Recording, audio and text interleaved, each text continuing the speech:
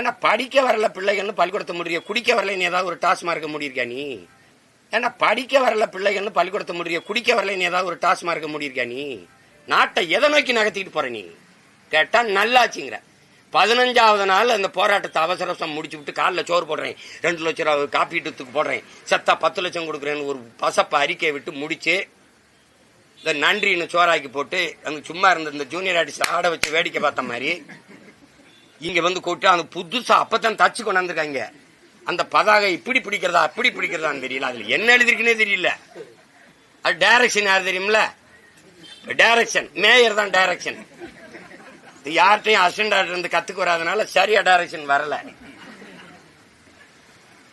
Direction மேற்பார்வை இருக்காரு ஐயா சேகர் பாபு, அவருக்கு சுத்தமா தெரியல டைரக்ஷன். படம் பிளாப் ஆயிடுச்சு. எப்படி? அந்த கூலிங்காலி இந்த கூலிங்காலி 2 கூலியும் போச்சு.